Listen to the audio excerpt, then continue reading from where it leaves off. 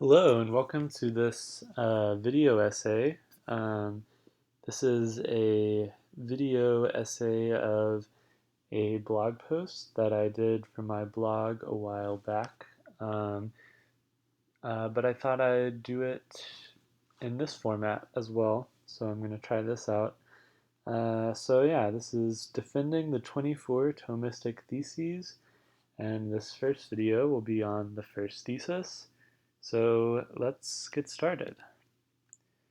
The 24 Thomistic Theses is a list of theses accepted by the Sacred Congregation of Studies as the major central principles of the philosophy of Saint Thomas Aquinas. These principles identify the philosophy of Thomism and distinguish it from other philosophical schools. So the first of the theses states, "Potency and act thus divide being, that whatever is, either is pure act, or is composed by necessity from potency and act, as from first and intrinsic principles." The distinction between act and potency, or actuality and potentiality, is the foundation of the metaphysical systems of Aristotle and Saint Thomas. Everything else depends upon this point. But what exactly does this mean, and why is it so important? The first point the thesis makes is that act and potency divide being. Being is that whose act is to be. In other words, something is a being if it exists, if it has existence. Another way to put it, being is something having esse, or an act of existing. And these are quotes from several works. If you'd like to check out the citations and the notes for these works, I'll provide a link to my blog post at the end of the video and in the link in the description below. So given this definition of being, what does it mean for act and potency to divide being?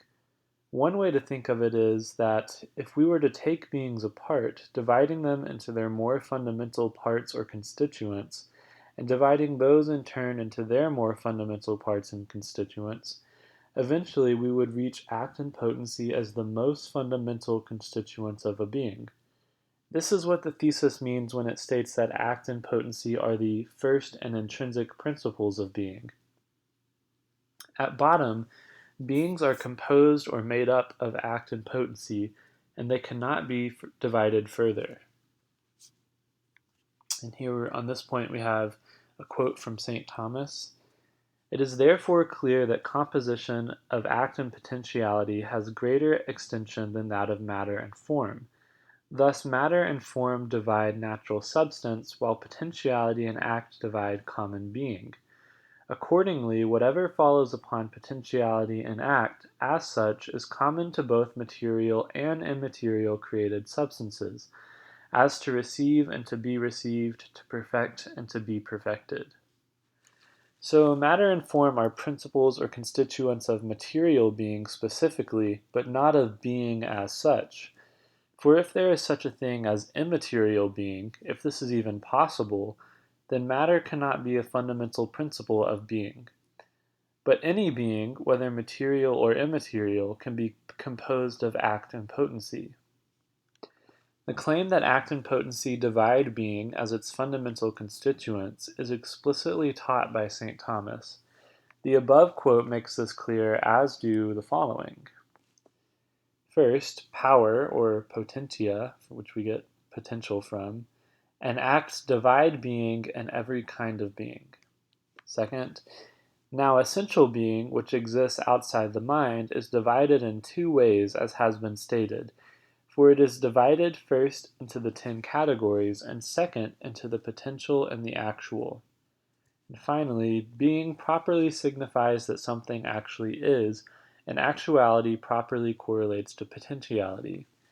Again, if you want to know the location of these quotes in the works of Saint Thomas, check the notes of the blog post, which I will provide a link for. So we can say with Garrigou-Lagrange that, quote, "all finite beings are composed of potency and act," end quote. But what exactly do act and potency mean? Klubertans defines being in act as, quote, the condition of really possessing some perfection or modification, end quote, while being in potency is defined as, quote, the condition of not really having, but being able to acquire some perfection, end quote. We can think of actuality as a perfection, a feature that is really and currently present in or possessed by something. For example, a brown horse is actually brown. It has the actuality of brownness, or of being brown. Water that is currently frozen is actually ice. A tree is actually a tree. We can think of potency, on the other hand, as the ability or capacity to actually have some feature. Ice is actually frozen but potentially liquid because it has a real innate capacity to become liquid. An acorn is actually an acorn but potentially an oak tree because it has the real innate ability to grow into an oak tree. Another way to talk about act and potency is to say that act is determined being, i.e., being determined to a specific characteristic, while potency is undetermined but determinable being. So ice is water that has been determined to its solid state, but while it is ice, it is still determinable to a liquid state, i.e., it can be turned into a liquid state. When water is ice, it is determined with respect to one of its qualities, being solid, but undetermined with respect to other potential qualities, being liquid or gaseous. We can also use the concept of transformation to make sense of act and potency. Potency is being that is transformable into something actual. To say that there is a real distinction between act and potency is just to say that act and potency are two objectively different, non-identical principles. It is to say that in objects which are made up of act and potency as constituents, its constituent of act is distinct from and non-identical to its constituent of potency. The next part of the thesis tells us the manner in which the principles of act and potency divide being. A being can either be purely actual, or a being can be a composition of act and potency. In a being that is pure act, act is the sole constituent making up the being. In a being composed of both act and potency, both act and potency are real and distinct constituents of the thing. Why can there be something purely actual but not something purely potential? This conclusion follows directly from the nature of what act and potency are. Act, as we've said, is the condition of really possessing some feature or characteristic. For something to be pure potency would thus mean for it to lack all features, including the real feature of existing. But something that lacks the feature of existing obviously doesn't exist. Existence is the most fundamental kind of actuality. It is the prerequisite actuality of all other actualities. A thing cannot have the actuality of being green if it doesn't even exist in the first place. So we might be able to think of the idea of pure potency conceptually, but such a thing couldn't actually exist as a being.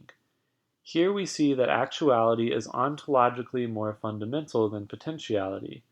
Not only is the act of existing a prerequisite for all other acts, it is also a prerequisite for all other potencies. Something cannot have any potential whatsoever if it doesn't first exist. Potency depends upon act. Finally, potency and act are intrinsic principles of being. This is especially important to realize with respect to potency. Real potency is not mere privation or mere possibility in a broad logical sense. For instance, it is logically possible for human beings to grow wings and fly, but human beings don't have a real potential for growing wings and flying. A real potency is something innately possessed within the very nature of a being. An acorn has the potential to grow into an oak tree, but it does not have the potential to grow into a giraffe. This is why we can say that potency is a real constituent of being, because for something to have a potency is for it to have a real objective capacity within its nature. Something about the nature of an acorn makes it the case that it really has the capacity of becoming an oak tree and not a giraffe. So to recap our explanation of the first thesis, being is that which exists. To be a being is to be something that has existence. The most fundamental constituents of all beings are the principles of act and potency. Act is the condition of really possessing some feature or characteristic, while potency is the condition of having a real capacity for some feature. Act and potency are distinct principles, and their very nature is such that for every being it must be the case that the being in question is either purely actual or some composition of act and potency. Pure potency cannot exist because existing itself is a kind of actuality. Alright, so we've given the thesis, given the explanation. Now let's see the defense. Why think that the thesis is true? And even if it is true, why think that it's significant? So the notion of act and potency first come from experience and an analysis of the reality of change. We live in a world full of changing things, and we ourselves are constantly undergoing and influencing change. As we shall see, the real distinction between act and potency is absolutely necessary for accounting for and explaining the phenomenon of change. To understand why this is the case, let's consider what exactly change involves and what is required to make sense of it. Let's use as an example of change the process of ice melting into water. Ice melting into water is clearly an instance of change, but what does that mean? It means at least that the four following conditions are met, drawing from Klubertan's work. First, that there is some initial stage, with an initial set of features or characteristics, e.g. the ice existing as ice, with the standard features of ice such as being cold, solid, etc. Second, that at some other point there is a terminal stage with some real difference in the features or characteristics present. So now the water now existing as liquid, which is different from solid ice. Third, that there is some process between the two stages. Excuse me. There is some process between the two stages, by or during which the features present in the initial stage cease to be present, the melting of the ice into liquid water, for instance. And finally, that there is some real continuity or connection between the two stages that underlies the process. So change requires and involves the four following conditions: an initial stage, a terminal stage, a process, and an underlying continuity. If there is no real difference between the two stages, if the initial stage and terminal stage are entirely identical in every respect, then obviously no change has occurred. Similarly, if there is not some element of sameness, if there is not identity in at least some respect, then change likewise cannot happen. To understand why this is so, consider the following example. Suppose I have a table painted brown, but that I want to change it to red. But instead of just painting it red, I throw the table away and buy a whole new table that is red. Now, obviously some sort of change has occurred, but it would be completely false to say that the table changed from brown to red, because there are two different tables entirely. To say that the table undergoes a real change requires that there is one and the same table that is the subject of change, that is first brown and then red and persists through the process of change. If there is nothing to connect the initial stage from the terminal stage, then we cannot properly say that there is any change. There are simply two distinct and totally unrelated separate stages. So we need both an element or principle of difference and an element or principle of identity or continuity. In other words, for an object to undergo change, there must be some underlying subject that at one point has one feature and then at another point has a different feature. The underlying subject itself remains the same qua subject, but changes with respect to the different features. Note that the underlying subject cannot be identical with either of the separate features, for then it could not actually change with respect to its feature while remaining the same subject. E.g., the brown table cannot be identical to its brownness, because then it cannot possibly become red while remaining itself.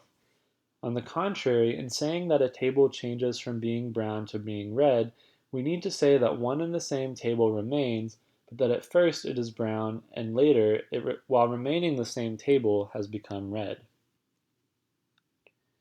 So now we are faced with the crucial question of change.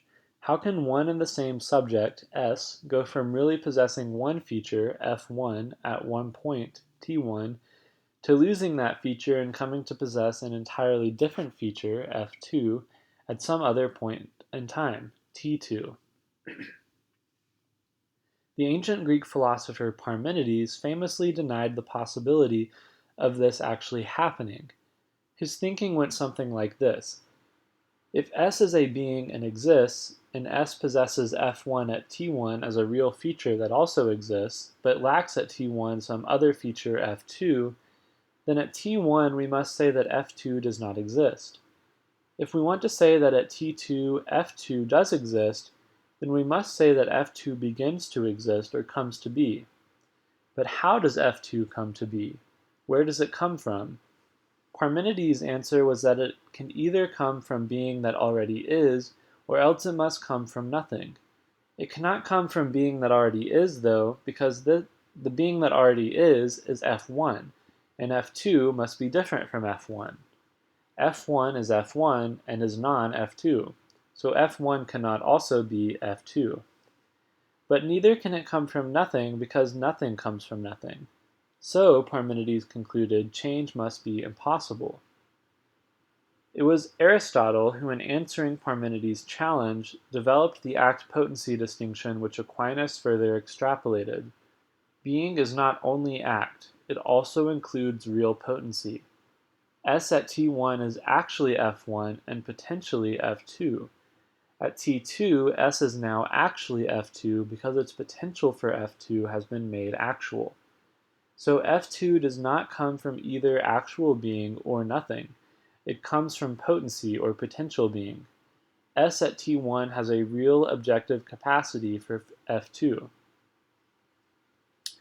So if we deny the reality of potency and act as distinct principles of being, we are faced with the following possibilities in consequence.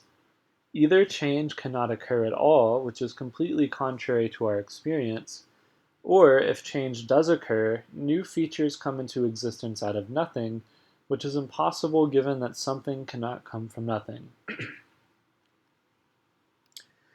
So the first of the Thomistic Theses is vitally important insofar as it is necessary in order to give a metaphysical account of the reality of change. It also, as we shall see in later posts, does a lot of other interesting and significant metaphysical work. As a metaphysical theory, it is extremely fruitful and has an extraordinary degree of explanatory power.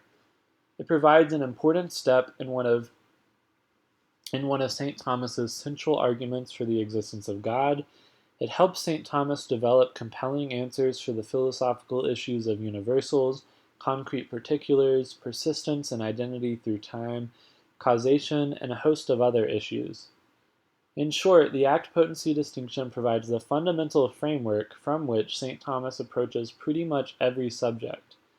It is central in his philosophy of human nature, his understanding of knowledge, ethics, and even theology and scriptural interpretation. I find the first thesis absolutely compelling and even necessary. It is the foundation of the entire Thomistic philosophical system, and, as we shall see, the other theses follow directly from it. So thank you for watching this video essay. Again, the written transcript, the original blog posts, and the notes with the citations can all be found at the following link, which I'll also include in the description below. So if you enjoyed, please like, please share. If you have questions or comments, feel free to comment below or on the blog post or send those to me. And please also subscribe to the channel. Hopefully we'll have new content coming out soon. And yeah, thanks for watching.